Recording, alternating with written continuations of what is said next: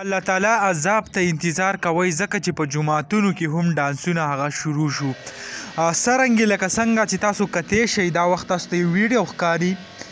په دې ویډیو کې کم د خواته ورسره ټچ یعنی د جومات کم برنډه چې ده په هغې کې ډانس شروع دی، ورسره خواته چې کم دی هغه جومات دی، په هغې کې قرآن شریفونه پراته دي، په هغې کې د الله نومونه لیکلی شوي دي. دې نه علاوه کم مانګزاره چې دي هغه راځي دلته مونځونه کوي، او خواته چې کم دی د معاشرې کم ناسور خلک چې کم دی اجړاګان چې دي هغه یې ورته راوستي دي او هغه پکې هلته خپل ډانسونه کم پروګرامونه چې دي هغه کوي.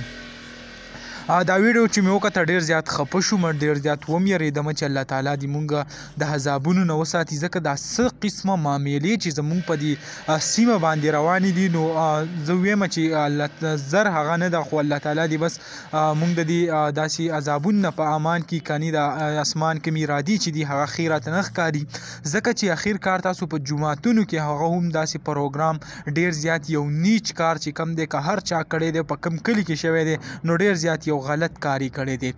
ټول خلک چې کم دی هغه په سوشل میډیا باندې ډېر زیات د دې مذمت کوي، وایي چې آیا د حکومت له دا پکار دي چې دا کسان هغه ګرفتار کړي، ځکه د جومات بې حرمتي کول د هغې توهین کول دا اسلام کې چې کم دی هغه جایزه نه ده.